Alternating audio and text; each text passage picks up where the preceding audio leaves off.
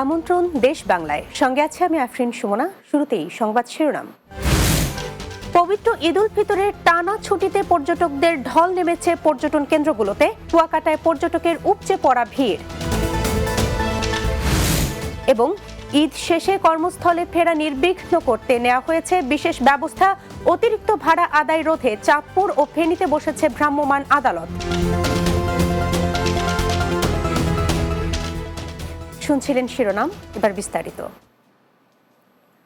পবিত্র ঈদ উল ফিতরের টানা ছুটিতে পর্যটকদের ঢল নেমেছে পাহাড় কন্যা খ্যাত অপরূপা এই বান্দরবনে। জেলার বিভিন্ন পর্যটন কেন্দ্রগুলো এখনও পর্যটকদের পদচারণায় মুখরিত হয়ে উঠেছে।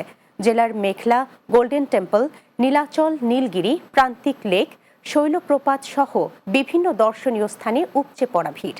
বেলা বাড়ার সঙ্গে সঙ্গে পর্যটকদের ভিড় বাড়ছে প্রতিদিনই।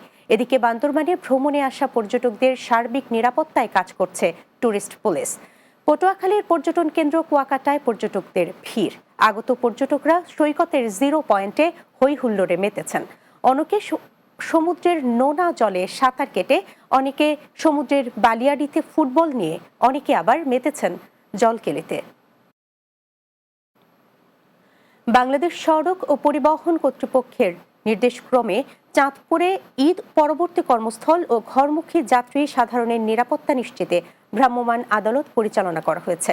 অভিযানে অতিরিক্ত ভাড়া আদায়, মোটরযানে অতিরিক্ত গতি ও হেলমেট না থাকার কারণে 7টি মামলায় 3,500 টাকা জরিমানা আদায় করা হয়। শুক্রবার শহরের গুরুত্বপূর্ণ বিভিন্ন সড়কে ভ্রাম্যমাণ আদালত পরিচালনা করেন নির্বাহী ম্যাজিস্ট্রেট দীপঙ্কর বাড়ই। এ সময় উপস্থিত ছিলেন বিআরটিএ সহকারী পরিচালক মোহাম্মদ কামরুজ্জামান সহ পরিবহন মালিক শ্রমিক সংগঠনের নেতৃবৃন্দ, পুলিশ ও আইন শৃঙ্খলা বাহিনীর সদস্যরা। ফেনী জেলায় পবিত্র ঈদ উল ফিতর পরবর্তী গণপরিবহনের অতিরিক্ত ভাড়া আদায় এবং যানজট নিরসনে মোবাইল কোর্ট অব্যাহত রেখেছেন জেলা ও উপজেলা প্রশাসন। এসব অভিযান পরিচালনা করেন executive magistrate Jahangir Hossain, executive magistrate Ashok Bikram Chakma এবং এক্সিকিউটিভ ম্যাজিস্ট্রেট শিবু দাস। অভিযানে 10 জনের কাছ থেকে 19,000 টাকা জরিমানা আদায় করা হয়।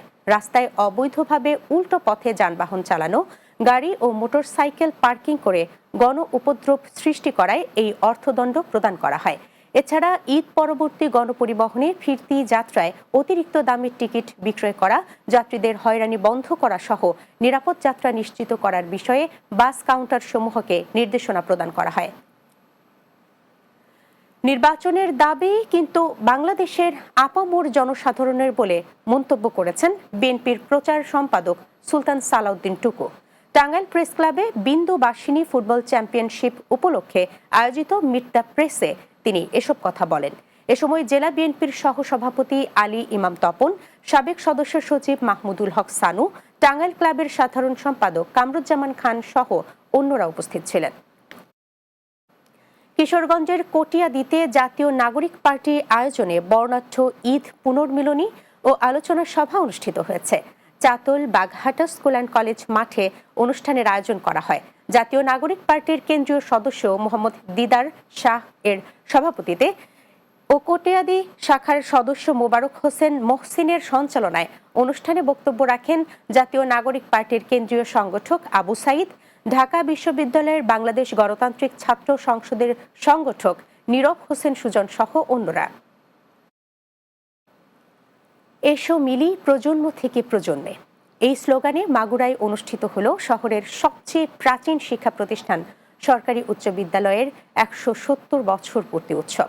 প্রাক্তন ও বর্তমান ছাত্রদের নানা আয়োজনে শহর পরিণত হয় উৎসবের নগরে। বর্ণাঢ্য র্যালি, বৃক্ষরোপণ, প্রাক্তন শিক্ষক ও 2024 সালে গণঅভ্যুত্থানে মাগুরার 10 শহীদদের স্বজনদের মাঝে সম্মাননা দেয়া হয়। পরে র্যাফেল ড্র ও মনোজ্ঞ সাংস্কৃতিক অনুষ্ঠান পরিবেশন করেন। মাগুরা সরকারি বালক বিদ্যালয়ের ভারপ্রাপ্ত প্রধান শিক্ষক মোহাম্মদ মনিরুল ইসলাম মঞ্জু বলেন, উৎসবে বিদ্যালয়ের বর্তমান ও প্রাক্তন শিক্ষার্থীরা মিলিত হয়েছে।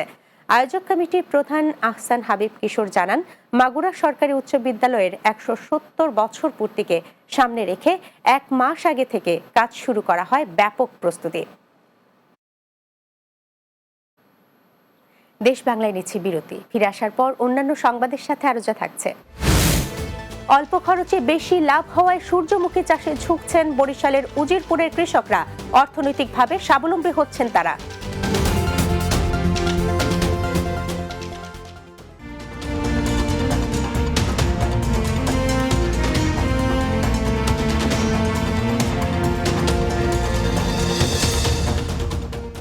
বিরতির পর দেশ বাংলায় স্বাগত আরও একবার। অল্প খরচে বেশি লাভ হওয়ায় সূর্যমুখী চাষ করছেন বরিশালের উজিরপুরের কৃষকরা। বলছেন নিজেদের চাহিদা মিটিয়ে বাজারজাত করে অর্থনৈতিকভাবে স্বাবলম্বী হচ্ছেন তারা। আর কৃষি অফিস বলছে সরকারি প্রণোদনা, পরামর্শ ও সহযোগিতায় একদিকে যেমন চাষিরা সফল, অপরদিকে দিন দিন যুক্ত হচ্ছে নতুন উদ্যোক্তা। বরিশালে উজিরপুর বানারীপাড়া প্রতিনিধি এম হৃদয় আহমেদের প্রতিবেদন, জানাচ্ছেন অর্ণব নাসির। বিস্তীর্ণ মাঠ জুড়ে সবুজের মাঝে হলুদের সমারোহ, নয়নাভিরাম ও চোখ জুড়ানো এই দৃশ্য বলছে সূর্যমুখীর ভালো আবাদ হয়েছে বরিশালের উজিরপুরে। স্থানীয় কৃষকরা বলছে সূর্যমুখী চাষে অনেকের আগ্রহ বাড়ছে আগের বছরগুলোর চেয়ে, আর এই আগ্রহের পেছনে রয়েছে সরকারি প্রণোদনা এবং অল্প খরচ ও পরিচর্যা। বীজ থেকে উৎপাদিত তেলের চাহিদাও বেশ, যার সুফল নিয়ে অর্থনৈতিকভাবে স্বাবলম্বী হওয়ার স্বপ্ন দেখছেন তারা। সূর্যমুখী তেল 10 গুণ বেশি পুষ্টি সমৃদ্ধ এবং অল্প খরচে অধিক লাভবান হওয়ায় দিন দিন আগ্রহ বাড়ছে অনেকের। উপজেলা কৃষি অফিসের মাধ্যমে তাই আমি চিন্তা ভাবনা করলাম যে আমি এবছর করবো, যেহেতু সূর্যমুখী তেল অনেক ভালো, আমার নিজেরও চাহিদা পূরণ হবে, আমি এতে বাজারজাত করতে পারি, এতে আসলে এটা খুব লাভবান একটা ফসল। উপজেলা উপসহকারী কৃষি কর্মকর্তা বলছেন মাঠে গিয়ে সবসময় চাষিদের বিভিন্ন পরামর্শ দেওয়ার মাধ্যমে সহযোগিতা করছেন। বাংলাদেশের তেলের অভাব পূরণের জন্য তাদেরকে আমরা সার্বক্ষণিক পরামর্শ বা উদ্বুদ্ধ করতে আছি, যার কারণে কিন্তু এই যে তেল, সূর্যমুখী, সরিষা, এগুলো দিন দিন আবাদ আমাদের এই অঞ্চলে বৃদ্ধি পাইতেছে। সরকারি প্রণোদনা, প্রশিক্ষণ, পরামর্শ দিয়ে পরিত্যক্ত জমিতে সূর্যমুখী চাষে উদ্বুদ্ধ করায় এবং বেশি লাভ হওয়ায় দিন দিন আগ্রহ বাড়ছে চাষিদের। প্রণোদনা কর্মসূচির আওতায় যেসব বিনামূল্যে কৃষকদের মাঝে বীজ দেওয়া হয়, এতে কৃষকের আগ্রহ বাড়ছে এবং সাথে সাথে আমাদের তেল জাতীয় ফসলের উৎপাদন বৃদ্ধি প্রকল্প আছে, সেটার মাধ্যমেও আমরা প্রদর্শনী দিয়ে থাকি। এছাড়াও অন্যান্য ক্ষেত্রে আমরা পরামর্শ সহযোগিতা সবসময় থাকে। চলতি বছরে বরিশালের উজিরপুরে 25 হেক্টরের বেশি জমিতে সূর্যমুখী চাষ করছেন এ অঞ্চলের প্রান্তিক চাষিরা। Desk report, Bangla TV. বরগুনার তালতলীতে রিপন মৃধা ও জলিল মৃধার উপর সন্ত্রাসী হামলার ঘটনায় জড়িত ব্যক্তিদের গ্রেপ্তার এবং বিচারের দাবিতে মানববন্ধন ও বিক্ষোভ সমাবেশ করেছে এলাকাবাসী ও ভুক্তভোগী পরিবার। উপজেলার লাউপাড়া বাজারে এ মানববন্ধন ও বিক্ষোভ সমাবেশ করা হয়।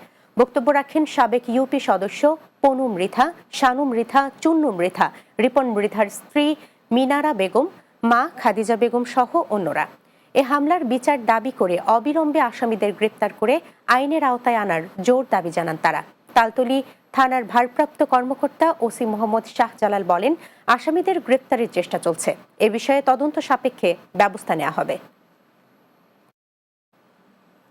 নড়াইলের কালিয়ার খাসিয়াল আদর্শ সম্মিলনী উচ্চ বিদ্যাপীঠ এর 2 দিনব্যাপী 50 বছর পূর্তি উৎসব পালিত হয়েছে। কর্মসূচির অংশ হিসেবে বর্ণাঢ্য র্যালি ও আলোচনা সভার আয়োজন করা হয়। উৎসবের উদ্বোধনী অনুষ্ঠানে প্রধান অতিথি ছিলেন জেলা বিএনপির সভাপতি বিশ্বাস জাহাঙ্গীর আলম। সভাপতিত্ব করেন সুবর্ণ জয়ন্ত উদযাপন পরিষদের আহ্বায়ক মিজানুর রহমান বিশ্বাস। বিশেষ অতিথি হিসেবে বক্তব্য দেন ঢাকা মেট্রোপলিটন পুলিশের অতিরিক্ত পুলিশ সুপার আবুল বাশার মোল্লা, মুন্সি মানিক মিয়া ডিগ্রি কলেজের সাবেক অধ্যক্ষ HM বাহাউদ্দিন সহ অন্যরা। ঝিনাইদহের ঐতিহ্যবাহী শিক্ষা প্রতিষ্ঠান ওয়াজির আলী স্কুল অ্যান্ড কলেজের 122 বছর পূর্তি উপলক্ষে ঈদ পুনর্মিলনী অনুষ্ঠিত হয়েছে। স্কুলের সামনে থেকে এক বর্ণাঢ্য র্যালি বের করা হয়।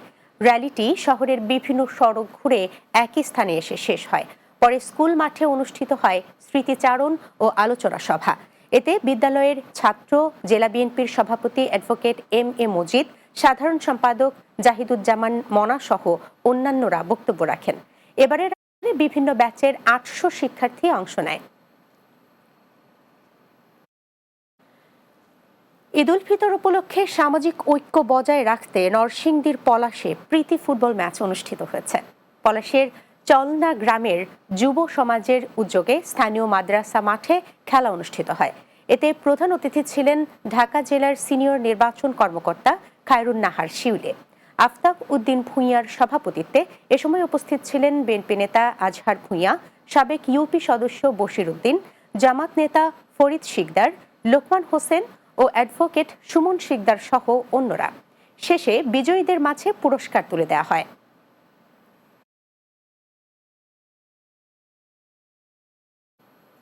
শেষ করব দেশ বাংলা, যাবার আগে শিরোনামগুলো জানিয়ে দিচ্ছি আরও একবার।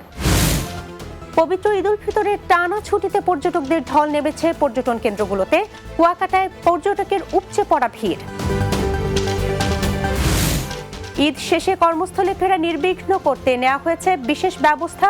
অতিরিক্ত ভাড়া আদায় রোধে চাঁদপুর ও ফেনীতে বসেছে ভ্রাম্যমাণ আদালত। এবং অল্প খরচে বেশি লাভ হওয়ায় সূর্যমুখী চাষে ঝুঁকছেন বরিশালের উজিরপুরের কৃষকরা। অর্থনৈতিকভাবে স্বাবলম্বী হচ্ছেন তারা।